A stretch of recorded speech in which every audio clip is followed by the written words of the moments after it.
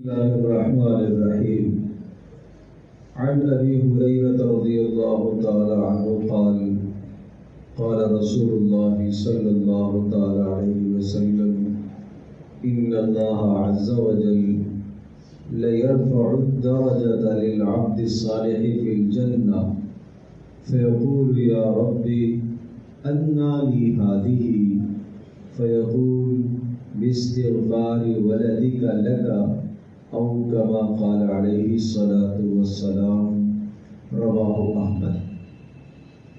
حضرت ابو ہریرہ رضی اللہ تعالی عنہ سے روایت ہے کہ رسول اکرم صلی اللہ تعالی علیہ وسلم کا ارشاد پاک ہے کہ اللہ تبارک تعالی کی طرف سے جنت میں کسی نیک آدمی کا درجہ ایک دم سے بلند کر دیا جاتا ہے.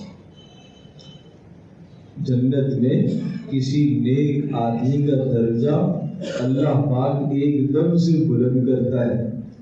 فیقول، وہ بندہ سوال پوچھتا ہے: انا لی ہذہ، اے اللہ یہ درجہ مجھے کیوں ملا؟ اتنی بلند ترقی ایک دم سے کیوں ہو گئی؟ اللہ ارشاد فرماتے ہیں: باستغفار ولدک لک، یہ آپ کے بیٹے نے آپ کے لیے استغفار کیا ہے، اس لیے آپ کا درجہ بلند ہو گیا. تو معلوم یہ ہوا کہ ہمارے اور آپ کے استغفار کرنے سے ہمارے اعزاء اقربا جو دنیا سے رخصت ہو گئے ہیں ان کے درجے بلند ہوں گے. جس طرح سے ماں باپ زندگی میں جب ہوتے ہیں تو اولاد کے ذمے سب سے بڑا حق ہے کہ اپنے ماں باپ کی خدمت کرے، خدمت کر کے ان کو راحت پہنچائے، ان کو آرام پہنچائے. یہ ایک جوان کی ذمہ داری ہے کہ اپنے ماں باپ کی خدمت کر کے ان کو راحت پہنچائے.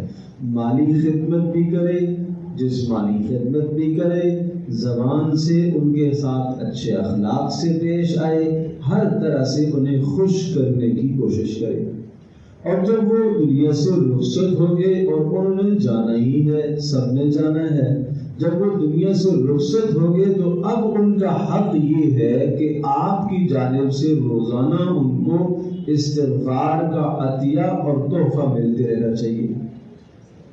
روزانہ استغفار کا تحفہ ان کو ملتے رہنا چاہیے.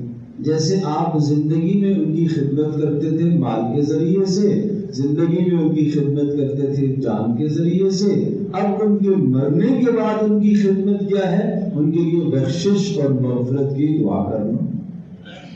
ایک اور حدیث میں رسول اللہ صلی اللہ علیہ وسلم نے ارشاد فرمایا کہ میت قبر کے اندر اس شخص کی طرح ہوتا ہے جو کسی بھی سمندر میں، کسی نہر میں ڈوب رہا ہو اور وہ انتظار میں ہوتا ہے کہ کوئی بھی اعزاء اقربا میں سے میرا والد آ جائے، بھائی آ جائے، بہن آ جائے، کوئی آ کے میرا ہاتھ پکڑے اور مجھے اس ڈوبنے سے بچا لے، یا کوئی دوست آ جائے. تو جب بھی کوئی اس کا محبوب آ جاتا ہے اور اس کو بچا لیتا ہے وہ کتنا خوش ہوگا. فرمایا اسی طرح سے جو لوگ قبر میں ہیں وہ منتظر ہوتے ہیں کہ آج میرے گھر والوں میں سے کس کی جانب سے میرے پاس عمل آتا ہے. باپ مر گیا، آج منتظر ہے کہ کون سے بیٹے کی جانب سے آج تحفہ آ رہا ہے، بیوی کی جانب سے تحفہ آ رہا، بہن بھائی کی جانب سے عمل کا تحفہ آ رہا، کسی دوست کی جانب سے تحفہ آ رہا. اور رسول اللہ صلی اللہ علیہ وسلم نے ارشاد فرمایا یہ جو تمہاری دعائیں ہیں اپنے مردوں کے لیے جو تم کرتے ہو، یہ ان کے لیے استغفار جو تم کرتے ہو، یہ آخرت میں ان کے سامنے پہاڑوں پار ان کو نظر آتا ہے اور وہ دیکھ کے خوش ہوتے ہیں آج ہمارے عزیز نے، آج ہمارے قریبی نے ہمارے لیے استغفار کا تحفہ بھیجا. کتنا پیارا مذہب اسلام ہے. قربان جو مرنے کے بعد ہمارا تعلق ہماری نیت سے ختم نہیں ہوا، ہمارا تعلق جاری، وہ منتقل ہو گیا دوسرے گھر، دوسرے نظام میں منتقل ہو گیا، وہ ختم نہیں ہوا، منتقل ہو گیا. منتقل ہو گیا اور دنیا کی کوئی طاقت ہماری طرف سے اسے کوئی چیز نہیں پہنچا سکتی.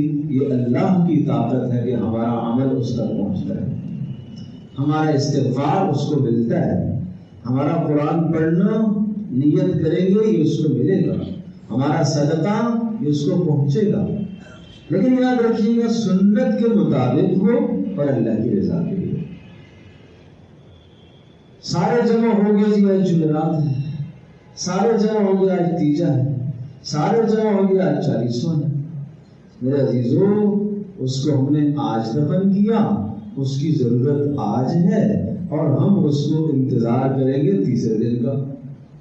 اس کو تیسرے دن ہم کھانا پہنچائیں گے، ابھی نہیں پہنچائیں گے. یہ کیوں؟ یہ کہاں کا فلسفہ ہے؟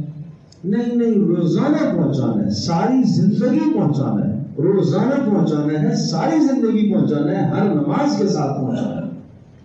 اور اب ایک اور بات سنیے، یہ ان کو پہنچانے سے آپ کو کیا ملے گا؟ جو ہم ان کے لیے استغفار کریں گے ان کے درجے تو بلند ہوں گے ہی ہوں گے. آپ کو کیا ملے گا؟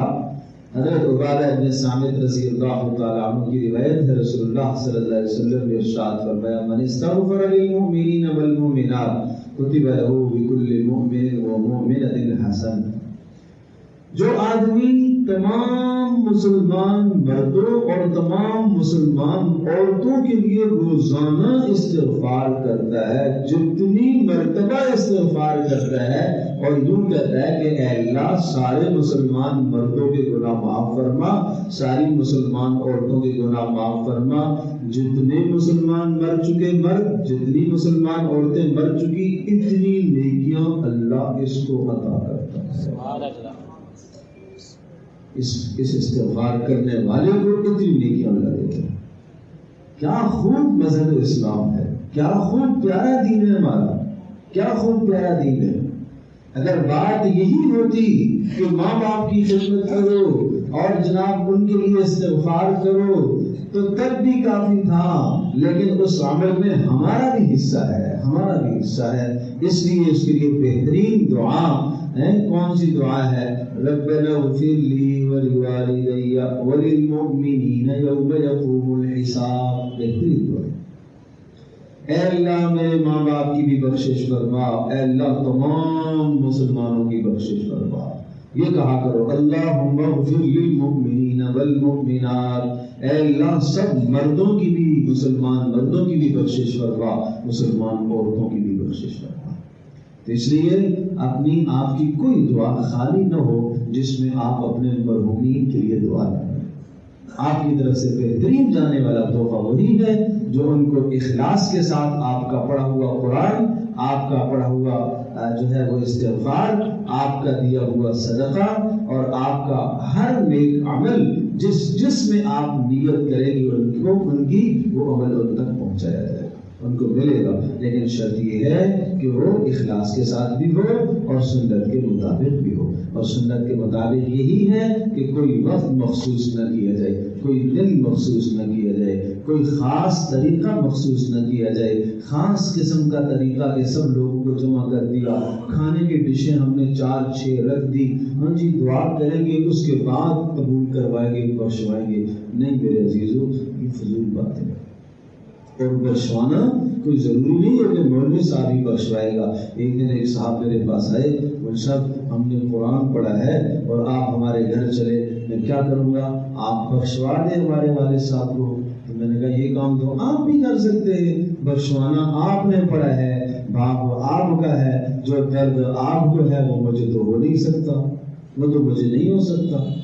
یہ تو فطرت ہے، جو آپ کو اپنے باپ کے مرنے کا افسوس اور درد ہے نا وہ مجھے تو نہیں ہو سکتا، تو یہ تو آپ ہی کریں گے. تو وہ بڑے تعجب سے کہنے لگا اچھا یہ میں بھی کر سکتا ہوں؟ ہاں آپ بھی کر سکتے ہیں. یہ دینی حلقوں میں نہ بیٹھنے کی وجہ سے ہمارے باطل نظریات بن گئے ہیں کہ شاید استغفار قبول اس وقت نہیں ہوگا جب تک مولوی صاحب نہ آئے، جب تک مولوی صاحب اپنا ہاتھ نہ پھیرے، جب تک وہ اس کھانے پر ہاتھ نہ لگائے، جب تک وہ اپنا پیٹ نہ بھرے. یہ سب کھانے کے دھوکے بھائی، یہ سب فضولیات نظریات ہیں. پیارے پیغمبر صلی اللہ تعالیٰ علیہ وسلم نے ان اعمال ان چیزوں میں سے کوئی بھی نہیں کیا. کبھی بھی آپ نے ایسا نہیں کیا کہ میں آؤں گا تو جناب تم استغفار قبول کروانا، قرآن بخشوانا، کبھی بھی آپ نے ایسا نہیں کیا. اللہ پاک ہم سب کو بدعات سے، خرافات سے محفوظ فرمائے، شریعت کے مطابق اعمال کی توفیق عطا فرمائے.